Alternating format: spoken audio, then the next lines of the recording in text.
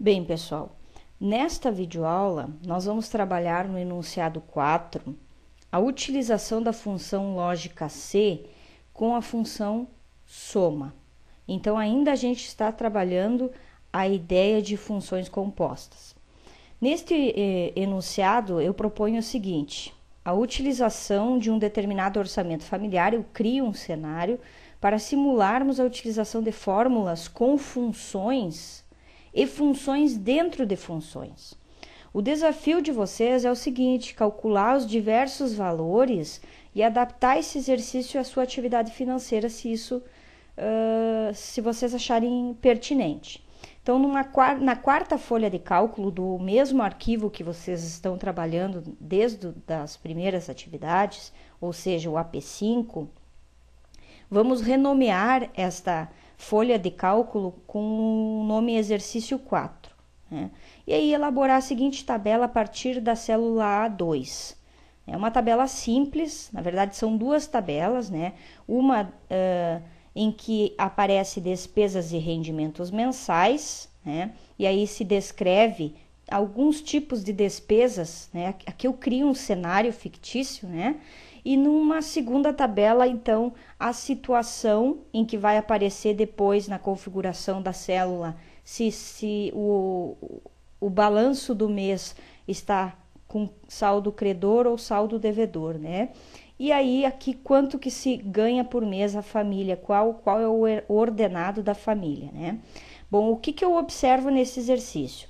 Essas colunas aqui de porcentagem, tanto da primeira planilha quanto da segunda, deverão apresentar a porcentagem do valor em relação ao somatório das restantes células. Então, a gente vai ter que criar uma fórmula que faça a porcentagem, por exemplo, da prestação da casa, que custa R$650, quanto que ela equivale ao total dessa dívida. Aí, mais adiante, eu vou mostrar como fazer isso. Depois, a gente vai ordenar do maior para o menor o valor da célula, ou seja, em ordem decrescente. E na célula em frente à situação, que é esta aqui, entre F e G, nós vamos fazer o seguinte: nós vamos configurar ela para aparecer crédito caso a soma das despesas seja inferior ao que você ganha no mês, ou débito para o contrário. E é aqui que a gente vai usar então as funções compostas C e soma, né? E aí, por fim, formatar a tabela do jeito que vocês quiserem. Pode seguir esse padrão que eu apresento, mas vocês podem formatar com cores, enfim. Porém, os valores deverão ser mostrados com estilo monetário, esses valores aqui, e as colunas porcentagem deverão estar com estilo porcentagem, né? E aí eu sugiro a vocês que esse exercício ele pode ser adaptado à realidade de vocês, né? Então, aproveitem para fazer as suas contas, né? Criar uma tabelinha prática que vocês possam usar no dia a dia. E no final, o exercício deverá ficar com a seguinte característica, então. Vejam, aqui ele tem o cálculo proporcional à porcentagem dos valores, aqui ele faz o cálculo do ordenado e aqui ele decide se o sujeito está devendo ou está sobrando dinheiro no final do mês. Mas vamos ver isso, então, na prática no Calc. Bem, a planilha está aqui, eu digitei ela, né? Aqui eu fiz a configuração, então, num formato, não coloquei moeda, porque se eu coloco moeda aqui vai aparecer o cifrão de reais. Eu inseri 2 casas decimais aqui, né? Já na coluna de porcentagem, eu selecionei todas as células e cliquei na opção aqui formato numérico porcentagem para configurar nesse sentido e digitei os valores, né? Bem, mas aqui eu fiz uma fórmula para gerar esses 37%, por exemplo, da prestação da casa que custa 650. Vamos ver que fórmula é essa. O que eu faço? Eu pego a coluna B da linha 4, ou seja, o primeiro valor da tabela, que é o 650, que corresponde à prestação da casa, e divido esse valor pela soma de todas as despesas, né? Fazendo essa divisão, eu tenho a porcentagem relativa de quanto corresponde os 650 desse valor aqui, porque ao dividir, a soma corresponde ao 100%, então eu vou fazer uma divisão e vou chegar a esse resultado. E aí eu chamo a função soma e importante aqui é que eu fixo a coluna B, tanto do intervalo B4 até o intervalo B14, porque eu vou clicar e arrastar na referência relativa.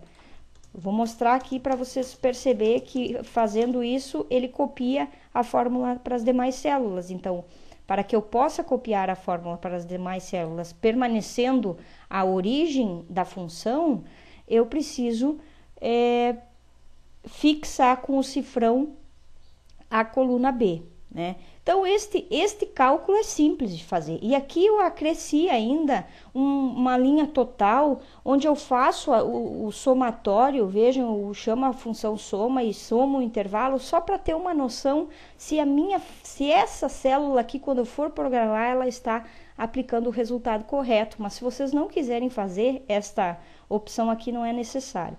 Nesse lado da tabela, o cálculo é o mesmo para chegar à porcentagem dos ordenados. Então, aqui eu crio um cenário que o João ganha R$ 1.300, a Maria ganha R$ 900, e vamos calcular quanto corresponde cada orçamento, né, desse total de 2.200.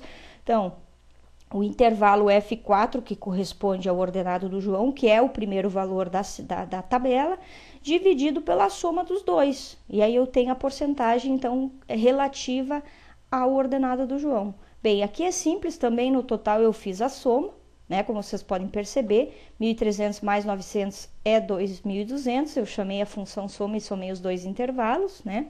Mas aqui que eu quero marcar com mais calma esta fórmula para a célula aqui de crédito, né? Ou seja, na situação vai te dizer, você está devendo ou te está sobrando dinheiro. Então, vamos ver o que eu fiz. Eu chamo a função C, porque eu tenho que fazer um teste lógico, né? E junto com a função C, eu vou chamar a função soma, né? Então, eu estou trabalhando a função composta C mais a função soma. Vejam que a condição da função C é a condição valor então, ou valor senão. Então, qual é a condição que eu coloco para a função C? Se a soma do primeiro intervalo B4 e B14, que corresponde às despesas, for maior que a soma do orçamento, que está entre F4 e F5, escreva débito, porque aí tu gastou mais do que tu recebeu.